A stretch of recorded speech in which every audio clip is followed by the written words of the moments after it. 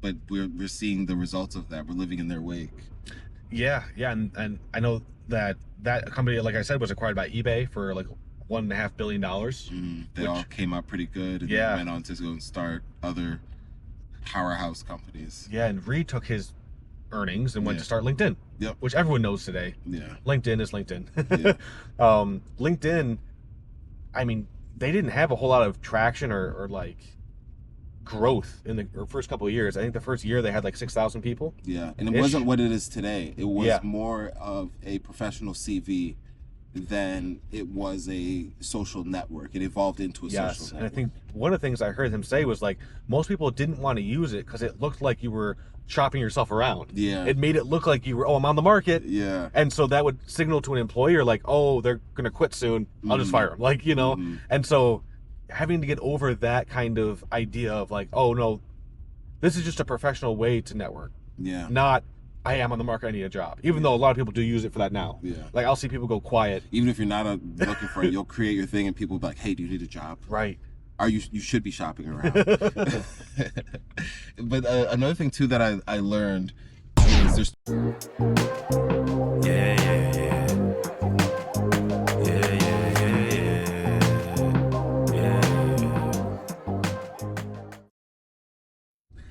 We'll do it. We are back. We are live. back live on Founders Drive. Founders Drive. Founders Drive. Founders Drive. Founders Drive. If anybody out there wants to make a theme song, Founders Drive. Founders Drive. Founders Drive. Founders Drive. Yeah, something like that. Founders Drive. On. Constance. That's one way to. That's one way to do it. Okay, what were we talking? We just had an eventful morning. Yeah, it started at like what, midnight? Yep. But that's when the morning does start. And that's when we did start. Yeah. We slept a little bit in between, but you know. Yeah, no, we had a giant deployment this week. Yes. Where it's our first one of 2026 for us. So and you know we had to go big. Oh, we went with big. the first one. We went huge. Yeah, we waited a week, but we did. It was the biggest deployment ever. The biggest. There's some really good stuff in there. Bigger than Obama's. There's some really good stuff in there. Yeah. Like the best. And for everyone watching, if you haven't looked at them or if you haven't logged in a while, the next time you do log in, yes. you will see that. All right, okay, so we made some updates to the onboarding process. Yes. We made some updates to the calendar, the booking invites. We made some updates to the email settings. Activity and activities and all that stuff. Yep. We made some updates to the themes and like the whole customization process and the landing pages. They're way more flexible in what you can customize. So we did a lot, and of course, this is all in service of the mission that we're on. Yes. That we're on, which is to help people make money online and explore entrepreneurship and start businesses. And this is the best time in history to ever do this. You used to have to own a farm. You have to become a landlord to earn money. Yep. And then it was working in industry for the men who built America, like those types of people. Yep. And now it's turning into this space where you can become an entrepreneur with relative ease. Now it's just about, do you take that call to adventure? From the comfort of your own home. From the comfort of your own home. You can anywhere in the chilling, world. Just making money. And it starts with a Constance mini website. Yes. Starts with link in bio. It starts with getting yourself out there in a way that people can actually connect with you. Facts. If you're not out there, how are they going to connect with you? How do they even know where to go? Well, another thing that I've been thinking about too is there's a whole online mini website and everything. But when we go to a lot of these networking events, digital business cards, ironically. So we go to these events and we would network with people and we would say, do you have LinkedIn? And then we'd be like, okay, let's connect on LinkedIn. Code, and then we'd like press 3 buttons to get to the QR code. And then we would scan it. And then that was the way to do it. But a lot of times people were like, oh, I just use business cards. I just use paper. Yeah. And so this is one of those tools that really helps with that. If you have your landing page, not only can you share it online, put it in your link in bio. It's more than a link in bio. Yeah, way more. You know? Yeah. But it's something that you can like literally put on your phone. And then as you're going around, you can use your phone as a business card. And you can scan. But the cool thing is, of course, there's people that do that too. But we do the link in bio stuff, but then also we have all of these different payment options. So it's really just that entry point into this whole like universe where you can have all these tools that you can monetize and be equipped for the future. So, and sometimes you're in a situation where like you don't want to share your LinkedIn professional face, and you want to show maybe some more of your creative stuff, or maybe a link to your YouTube channel, or anything else that you can think of to give people a better understanding of who you are and like what you're passionate about and what you can offer. And everyone what you can has, offer. Everyone has something to offer. Everyone does, and I don't think most people realize that. Right. But it is true. Yeah. So, without further ado, let's get into this this episode. Yeah. So this week, who are we taking a look at this week for the Founders we're looking Drive? at Mr. LinkedIn himself. Mr. LinkedIn himself. Yeah, Reid Hoffman. That's right. Yeah. Part of the PayPal Mafia. Part of the PayPal. We're gonna have to do an episode that's like exclusively focused on the PayPal Mafia. On the Mafia. On the Mafia. He was like, Reid Hoffman was like, yeah, we are not anything like the Mafia. We're like, we know. We are not criminals. We know. But maybe we do like a really quick review of his give you a good foundation story, and then we get into some of his ideas, because I think he has some interesting ideas. And I know that we had a discussion earlier this morning, in between deployments, about his course that he took on symbolic systems. Symbolic systems. That'll be a fun thing to cover in this episode. And then, like you said, giving a good foundation of like where he comes from, what his background is, and why you can see kind of the path of his success. Yeah. So he comes from money. Oh yeah. Oh yeah. Quite a bit of money. Yeah. Well, his parents were both lawyers. He was born in Palo Alto. And his parents are both lawyers. I'm gonna pull up his notes. Yeah, and they weren't just like backroom office lawyers, like they were activists. Yeah. There's photos of Reid on his parents' shoulders at like really young ages. Getting sprayed by pepper spray. At protests and stuff like that. And having parents who were extremely well educated and in California, no doubt. And he said this a lot too, is like you start having these conversations about like what it means to be an individual, what it means for to have the collective, the greater good, and then really I think setting like the seeds or the foundation for the kind of philosophical stuff that we'll get into later. But like just questioning the world. Hey, what's available? What can I do?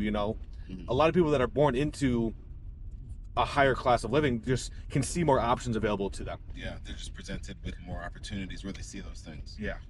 One thing that really stuck out to me that's coming to light right now is both of his parents being lawyers, I think explains why he's so articulate. Because I think he is very, very articulate. Yes. He writes a lot. He's on this whole podcast trend right now. Yep. And then just listening to him in an interview, he knows how to articulate his thoughts very clearly in a way that, I don't know, it's very seamless. Like sometimes he has a lot of practice. Yeah. He knows like when to take a side. He also knows when not to take a side. Yep. And when to keep it abstract and when to kind of stay in the middle, or how to get his point across in, point to an enemy but like when not to, and kind of stay in the middle and not, cut off or burn any bridges while he's doing so. Right. And that's, I think, like I've been thinking about, I'm like, he's a smart guy, but smart wasn't the right word before it. I think the word that I was thinking of is articulate. He's a very good communicator. And that's, I think, really powerful, being a great communicator in technology, because you learn how to talk about your ideas, sell your ideas, and get people on board with the vision. Yeah, and that obviously nurtured by a very young age. Yeah, 100%. So one thing that I did hear was that when he was growing up, he was like, I want to be anything but a lawyer. So it was one of those things where he's like, I'm not trying to adopt the family trade, but it seems like he adopted a lot of the skill sets. Oh, 100%. I can imagine that household. Yeah. It was a lot of, civil arguments and, being able to back up your civil arguments. He talks about civility a lot, which is pretty funny. Yeah. But no, he grew up in Palo Alto. Yep. He grew up with lawyers as parents. Early on, he took a liking to games, and he credits like his game playing early on with how he views and approaches business, how it develops his strategic mind, and I think that's a common thread. Is games in some form or another, especially with like. The person that's coming to mind is Elon Musk. Ooh, okay. Who's a big gamer. Yeah. It's a fraud, but yeah, it's but fine. I mean, gamer. But he's a gamer who, at least in his childhood, grew up with understanding the value of games as being more than just, you know, time wasters, but also a way to develop that part of your brain, and understood how to take the lessons and apply it to life. There's been so much social discourse on that kind of idea. Are games helpful? Are they hurtful? I am. Yeah. And so I firmly believe that specific games, specifically those with a competitive edge, can help you in life and strategic thinking and in business, like we'll see with Elon and Reid. They just give you a sense of, you know, being able to act quickly, make decisions, and then understand a very complex landscape to then, you know, navigate through. So I think they help, and you see that actually. There's a couple of people, hedge funds even, start to recruit top professional level players in certain games, just because it's proven that they have very quick reaction times and they can see patterns just because they've trained their brain to do that. And so there's a correlation there, but I think Reid actually, he added to one of the games as a child, didn't he? Like he actually sent in additions to a game and got paid for it. And I at the time, which is true for a lot of parents now, didn't believe that it was something that could really be a career. He was like, stop wasting your time, son. Exactly. And then he was like, oh, you're making money. Oh, a check came in. Oh, that's different. He was like, all right, go ahead, son. Which is kind of the same thing you'll see today with like streamers. If you start making money as a streamer, your parents would be like, oh, okay, now you can do this. There's video games, and which I played more when I was younger, but I like also put sports in that space. Where it's like the real life games where there's also a lot of lessons. But the thing that I think gets missed on a lot of people is taking the lesson that you learn and applying it to different areas of your life. Oh, 100%. That's a thing that I think takes a special coach or a special understanding or situation if you're playing more video games. To understand, oh, these are things that can translate. And not 100%. Just playing for the sake of playing, but playing for the sake of developing your mind to be able to work in the real world. And for most people our age, the limit of that, where they stopped taking that into the real world, is when you started like shit talking in games. It was like, I'm gonna get sharp at that. But that didn't take any other skills. It's like, that's one skill, and it is a valuable skill. It is not to talk your shit. But there's more to it. You got to be able to like elevate that, and you know. Anyways, that's like one skill I remember from my childhood.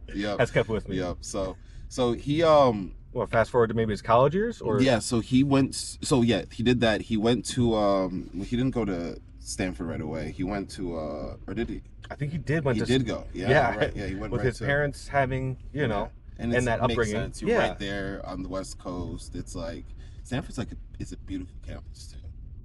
Hard to, you know, beat the weather. Hard to, you know, it's a very beautiful spot in just the U.S. So he went there.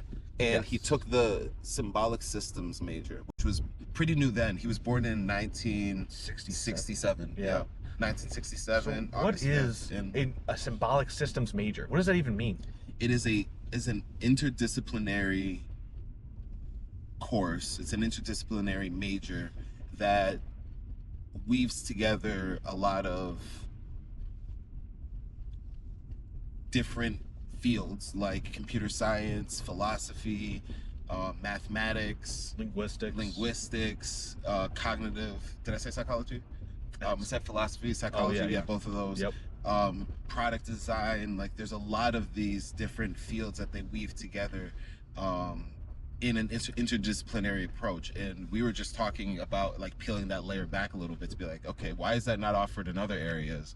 And what is the like main benefit of that course? Because I'm almost positive it's shaped a lot of how he approaches the way that he conducts business today. But I also know that there's a lot of notable names that have come through that have done that same major. I'm gonna pull up the symbolic systems, and so it's more than just cognitive science.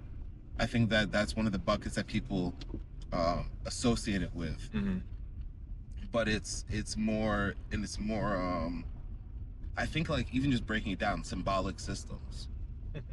Like the systems that we have in place, like the means and like the tools that we have in place that symbolize like what's going on in here, what's going on in the mind. Yeah. Because another area of study is artificial intelligence too, and bridging that gap between the natural mind and then artificial minds. And so what we're going through right now, this idea of artificial intelligence, is what they were studying decades ago. That's interesting, because I just paralleling that with like what I am exposed to, because I'm not exposed to what that would be like in a traditional college sense, but I do think there might be some parallels in terms of like how an economic or a finance major might try and interpret the signals of people in their heads into like an economic format, supply, demand, market, stuff like that, where it feels like there is a little bit of overlap there. You know, even in like economics, there is psychology, sociology, there are these AI, right? There are these facets to it, but it's not looked at as a profession where you're trying to understand the human condition. It's looked at as a numbers, right? Math, balance the sheet. And so it's interesting, because I feel like the stuff that a symbolic studies major will teach you is inherent to almost everything, but they're like, no, we should highlight that. Yeah, it's like it's right at the middle of the intersection of all of these different disciplines. I mean, interdisciplinary, but in the truest sense of the word, where it's touching on these different things that, like, as you're talking about that, I went to school for economics, finance, but it would be cool if, and we had some high level math when we were in the economics more so. Right. But it would have been cool to be like, okay, you have to go and take a computer science course beyond just like CS, 150, like that's what was like the early stuff. And I took a few of the courses there, but it would be cool if there was a real program around that where it's like business majors have to know artificial intelligence, have to go deeper in philosophy and psychology too. Yes. And not just as electives, but as part of an actual course to develop the mind. Yeah, the other thing that comes up to me, and this is like a side note, when I hear the word symbols, I hear the famous George Carlin line, where he says, and obviously it's tongue-in-cheek, but he goes, symbols, I leave symbols for the simple-minded. The simple-minded.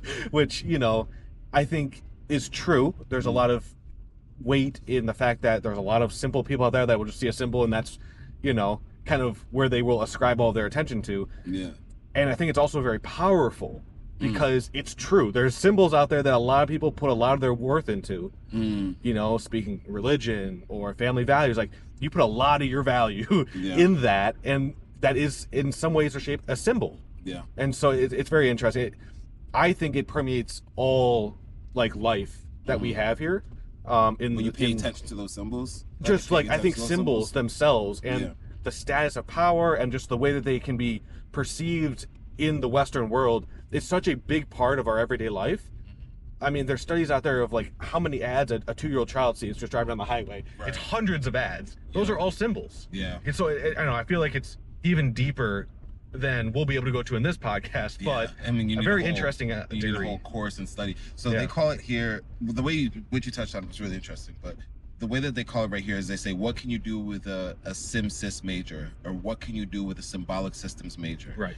It says practically anything. Invent, research, teach, lead with hands-on technical training and a deep understanding of how people think and communicate. Your SimSys degree will help you stand out. I mean, they're probably not wrong. It's such a weird thing to say, because I think what you're talking about is it's a hands-on generalist, which I think is the weird crux, is because generally when people, because it's not a college, you know what I mean? Yeah, Grand Valley is a liberal arts school, so you are encouraged to go outside of your discipline and learn different areas, arts liberally. Yes, but to a limit. But the thing is it's not guided on in a hands-on way, which I think this one is.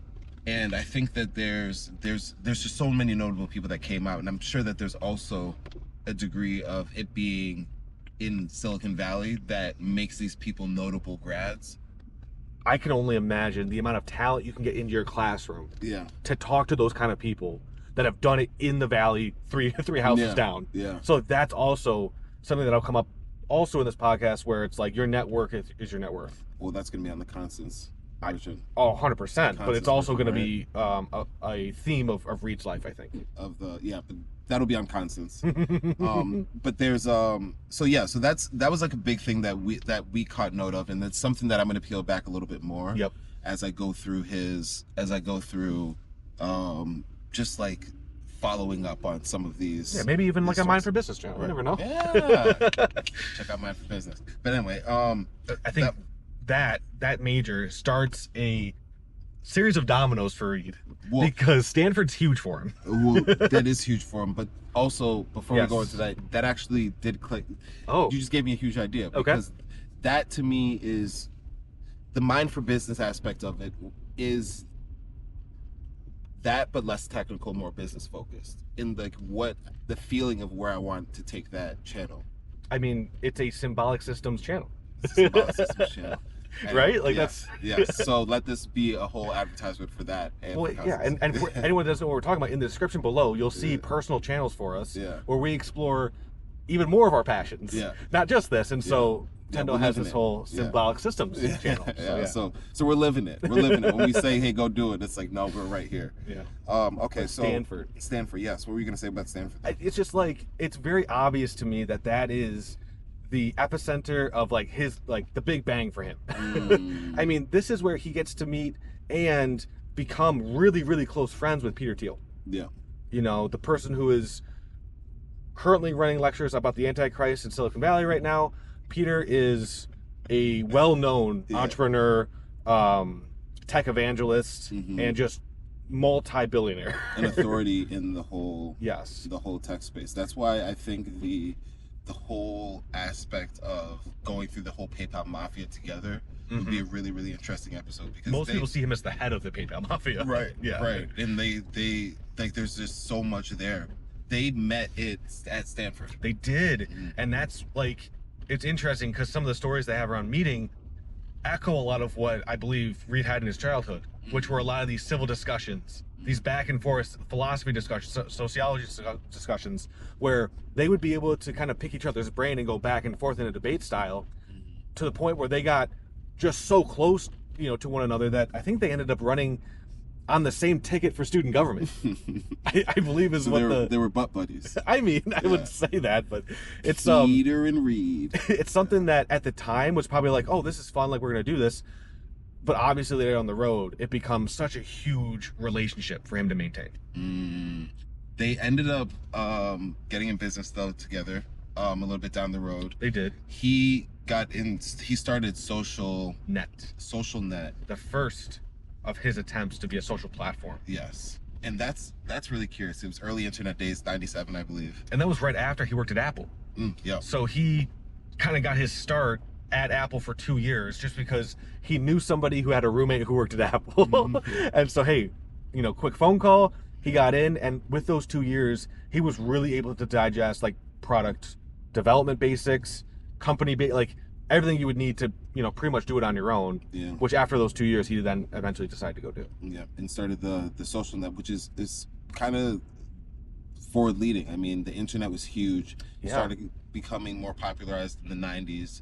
Yep. And to take that next step, start the social network was big. It focused on, I believe, dating and matchmaking in terms of friends, which is crazy because we look at platforms like Bumble, Tinder, Hinge that are popular now, but the same idea was going on back then. Yeah. One person who Reid Hoffman really reminds me of is Paul Graham. Ooh, why is that? They're both articulate, they're both writers, and they both started companies in the 90s that we're seeing iterations of today. Paul Graham was more in e-commerce. Right. He was more in the online dating and social. And so kind of you start to see patterns like, okay, there's like a little bit of a repeat here. It's taking the same ideas and expressing them through the new technologies is a powerful way of being an innovator or being forward thinking in these technical spaces. Yeah. But then they also give back a lot to the entrepreneurial communities. Paul Graham through Y Combinator and his essays and the way that his dialogues, I would say.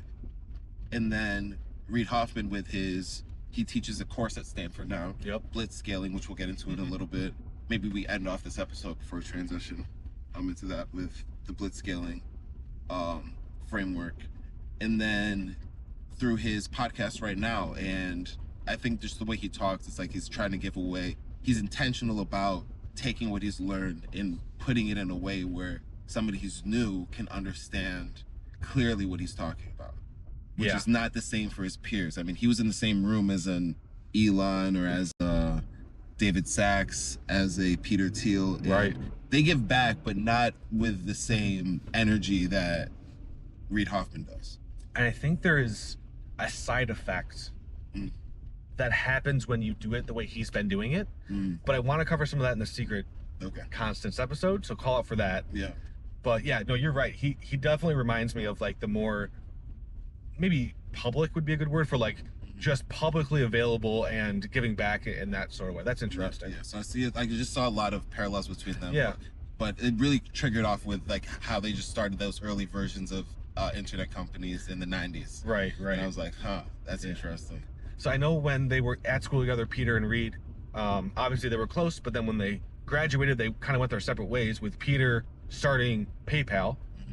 It was started as like an encryption service. Right. You know, it wasn't what it is today. And, you know, being as close as they were, even though Reid wasn't working there when he left college, he still had a board seat, which is interesting. I don't know anybody from college that, you know, would offer me a board seat just because we were close to college. Yeah. But when SocialNet kind of didn't work out as well as it could have, Peter jumped on the opportunity and was like, hey, why don't you come over and be, you know, working for me and figuring out. He was the executive vice president there. He jumped, right into an executive vice president role. Yeah. That's interesting. I mean, not to say you can't do that. Yeah. But they weren't really established at the time, too. Right. And so to look at it as like, you are kind of joining like a startup, you know. So that was kind of, I think, his into then PayPal, which was then later acquired by eBay. But that whole then, like, I think the PayPal story kind of takes over, where they transitioned from encryption to merchant, or from peer-to-peer sales, and then evolving from peer-to-peer sales into merchant sales. Yeah. Which I know Reid had a really big hand in those relationships between MasterCard, Visa, Intuit, you know, some of these big players at the time. Coordinating it all. And them, you know. Corporate contracts back in the early 2000s. Yeah, no kidding. It's like that was just a different time, but we're seeing the results of that. We're living in their wake. Yeah, and I know that company, like I said, was acquired by eBay for like $1.5 billion. They all came out pretty good, and then went on to go and start other powerhouse companies. Yeah, and Reid took his earnings and went to start LinkedIn. Yep. Which everyone knows today. Yeah. LinkedIn is LinkedIn. Yeah. LinkedIn, I mean, they didn't have a whole lot of traction or like growth in the first couple of years. I think the first year they had like 6,000 people. Yeah, and it wasn't what it is today. It was more of a professional CV than it was a social network. It evolved into a social network. And I think one of the things I heard him say was like, most people didn't want to use it because it looked like you were shopping yourself around. Yeah. It made it look like you were, I'm on the market. Yeah. And so that would signal to an employer like, oh, they're going to quit soon. I'll just fire them. Like, you know, and so having to get over that kind of idea of like, oh no, this is just a professional way to network. Yeah. Not, I am on the market, I need a job. Even though a lot of people do use it for that now. Yeah. Like I'll see people go quiet. Even if you're not looking for it, you'll create your thing and people will be like, hey, do you need a job? Right. You should be shopping around. But another thing too that I learned is there's 2 points that I take away from it. One is that I learned, like, what we did is we realized that social networks can come after the fact. I thought about the same thing, and I was like, we built that into our product first and iterated on our own product. Yeah. Yeah, exactly right. It's like, but that's something that we learned, but it seems like something that like was clear to him after some time too, where it's you don't have to start with the social network. If you provide value first, then people will naturally people are naturally social. So if you provide the means for them to be social afterwards, it can work out. It's just like if you provide coffee at a place and then you provide chairs in a lounge, people will start to network, and then you'll have a real life social network. So that was like a powerful aha, but it's also cool to see that that's the way that they, you know, really grew LinkedIn. But another thing is I read somewhere that they really thrived being in Silicon Valley because they sent a lot of the invites out to people in Silicon Valley who were other entrepreneurs and other startup folk, and so they kind of just tried it out. Right. Just because they knew, like, oh, Reid, yeah, he's starting his startup thing. I'll go and give him, a shot. Yes. And that helped, create that little core at first. And something that YC plays on ad nauseum is their little YC bubble. Yeah. It's so common to have YC companies only revenue be other YC companies. They don't Makes really sense. They don't really talk about it outside. No. It's like that little trade secret Yes. that nobody talks about, but it helps ignite that fire. And if you don't have that, you take that exact same company, you drop them somewhere else, it becomes a lot harder. Yeah, or they'll probably never break out Yeah. in the way that most of these companies do. Yeah. So that's interesting. I know LinkedIn evolved. I mean, it was. Eventually got sold to Microsoft. It eventually got $24 billion. Yeah. $5 billion. It was north of 23.9. Yeah, it was north of 20 billion, which made Reid a multi-billionaire. Yeah, which walked away with like currently is 3. today. Yeah, I think he walked away with 3. He was like, I don't like to, think of myself as that. I'm like, well, you are. While it's factually true, Yeah. it's not what I ascribe to being. It's like, okay. Yeah, well, but he did great there, and he's now works at Greylock Partners, where he's a venture capitalist. Yep. He was one of the first investors of Facebook, along with Peter Thiel. Yeah, and that's a great story too. I mean, Peter and Friendster too as well. So right. I mean, that's like the whole cohort kind of like got their come up through that Silicon Valley area, and it feels like they all know each other. There's like a group of them that know each other. Yeah, I'm wondering if, because David Sachs is also, I think he built Yammer. Yes, which was a professional. Yeah. Yeah. Which becomes interesting with the whole Yammer versus LinkedIn. Well, I think what's interesting too is the fact that Microsoft, I think, sees themselves as the ultimate social business. Yeah. And so we're just going to acquire all these. They acquired Yammer. They acquired LinkedIn. Mm-hmm. I remember when they acquired Yammer. That was like when I really started getting my professional start in tech. Oh, really? I never used Yammer. Yeah, I was doing SharePoint sites with Yammer. Oh, jeez. Yeah, that was that was an error for real. But they were but that's actually intriguing, is that they were both in the PayPal world, and they both did their whole Yammer and LinkedIn. One thing that I think both of those they understand, and a lot of the PayPal mafia understands, is they understand the boundaries and what they can do and what they can get away with. Ooh, it's like a lot of people think that just because I start tech, like a tech company in a specific domain, that it's a zero-sum game. What do you mean by that? In the sense that only one of us can survive. Gotcha. When I don't think that's the case. I think that there are businesses where it is just one of us can survive. But I think in the social network space and in the business space, it's not quite as clear as that. And we're seeing that now. There's just more social networks popping up. There's so many people, and everybody has their own flavor of things. It's impossible for Facebook to appease everybody. Right. So it makes sense that we can kind of start our own little variations of the core idea and still find a lot of success. And I think on a large part, they understand how big the market is. Yeah. And that shows in how they take chances where other people don't necessarily see chances, and they find paths to success where people are like, it's not going to work. There's already somebody who's doing it who's successful. It's like that the story's not quite over. It doesn't guarantee success, but there's still different paths that I think they see having been in the room together. Right. Right. Yeah, that's very interesting. We talked about this a little bit last week, but when you go through trauma with a group of people, you bond together. Yeah. And it doesn't have to be like super traumatic. It just has to be like a little bit stressful. Yeah. And I think building a company is a little bit stressful. Just a little bit. And so like just a little bit. There's a certain type of bond there. Yeah.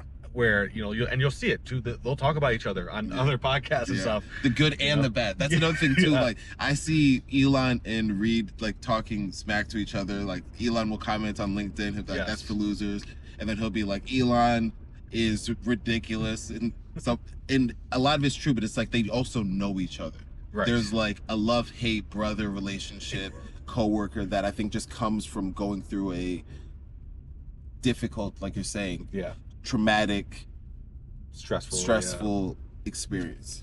Yeah, and it's funny too because like once you start having money, you can start, I guess, doing the things that you want to do that may or may not be financially viable.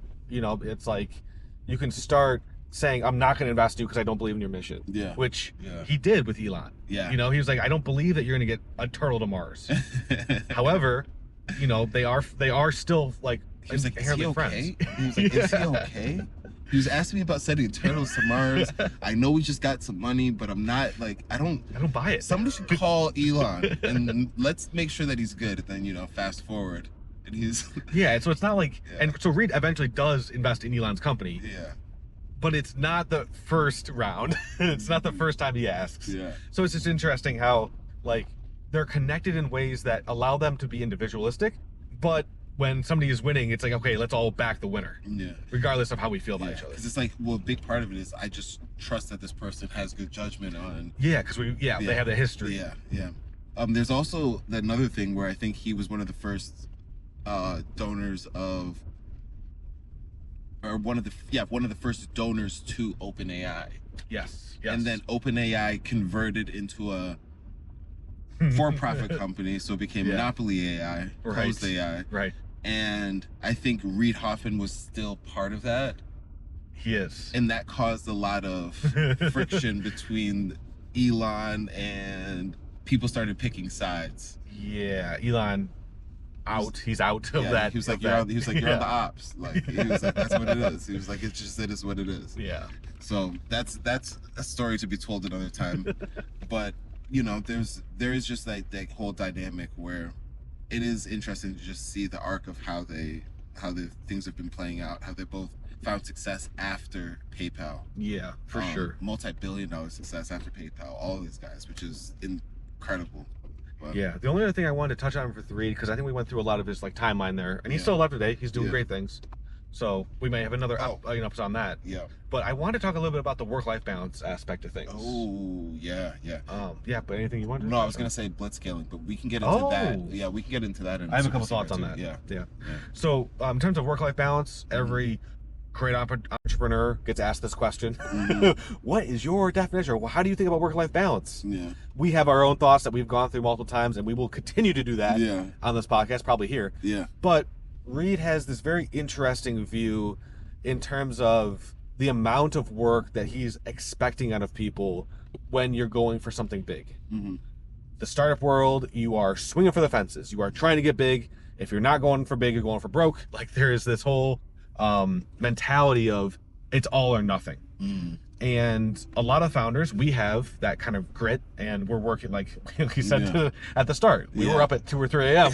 working this morning. Sending messages, fixing this thing. When's that bug going? All right, that's a fast follow. Okay, we good right here. And so, like, it makes sense. We understand that hard work. However, Reid takes it to another level where that kind of work ethic, the kind of work ethic where you tell somebody, hey, I know you have a family. Why don't you go have dinner with your family and then hop right back on work so we can continue doing this thing?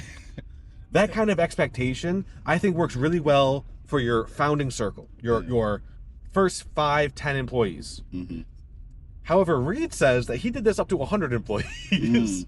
And so that broke my mind a little bit, where you could manage 100 people working that hard. I think now in the day and age of AI, the amount of output you can get from one person is astronomically different than it was back when he did it in the 90s. And so you may not need a team of 100 to launch a site like LinkedIn. I do it with 2 or 3 people. And so that definitely plays into it. But also, like, I don't know, like, it's hard for me to say that I would put up that amount of effort if I wasn't going to be financially independent like he is at the end of it. I know a lot of those early employees were financially independent after a while, but again, he has way more upside than you. So it's just an interesting thing to talk about. Yeah, we talk about work-life balance, and my views on work-life balance is that work-life balance is very... When we think about work-life balance, it's not what people... It's not the same way that everybody frames it. I think because people's definitions of work are different. Yeah, exactly. And balance is different. Like, we stayed up like late last night, but I'm like, this is what I would want to do though. Do you feel tired? Yeah. No, I don't. I don't. I feel like energized.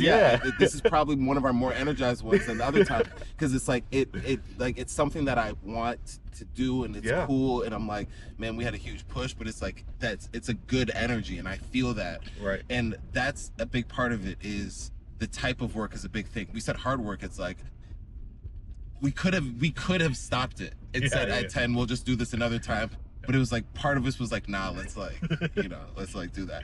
And I think all great founders have that. Yeah, you have to, and I think it's so that's one thing that I think about is like work-life balance. You have to define what people mean by work, and it's also like thinking about it is work. Right. When you're in different environments, you might not be hands on keyboard doing the explicit laborious work, but you might be strategizing. You might be talking over lunch and saying, okay, what do you think about this? What do you think about that? Sometimes that's when your best ideas happen.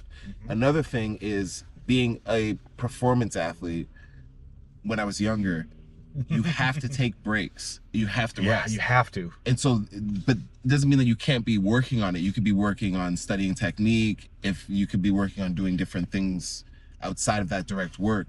We talked about in this episode. I mean, playing video games. Yeah. That's not work. Yeah. It's not work, but it is work. If you apply it the right way, it can be. It's like, so your intention determines your work. Yes. And that's a big thing. And so back then they just say, I want you here. I want to see you. I want you plugging away at this thing. I want you figuring it out. And I don't subscribe to that as being the number one thing, the best barometer of work. You still need it. Yeah. But it's not going to be the thing that wins. It needs to be measured with output. Yes. And like valuable output. So that's something that I think gets lost. He gave an example in an interview about, hey, if you want to go to the Olympics, you need to train 12 hours a day. I'm like, you don't have to train 12 hours a day to go to the Olympics. You have to do the right things and you have to have the right technique. If training 12 hours, and I know people that have placed and won silver medals and gold medals at the Olympics. You physically can't do that. They're very dedicated and they have multiple workouts. And yes, but it's not the main thing. The main thing, that comes after an understanding and a good regimen. And a good, and then even there, it's like you have to break, because if you don't peak at the right time, it's not going to work out.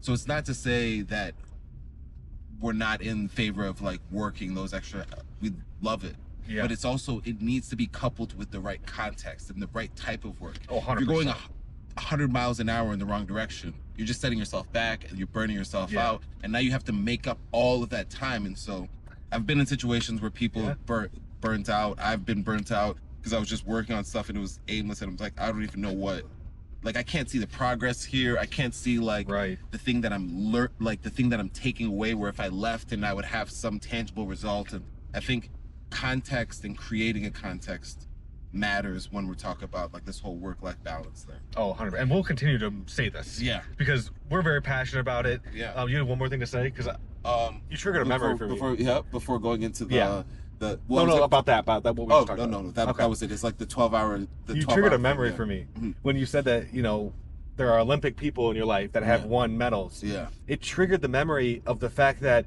like, Michael Phelps, one of the most winningest swimmers of all time, right, works his butt off. You can't really deny that. The guy is a freak of nature. He does really well in the position that he does. And then you see him hitting a ball.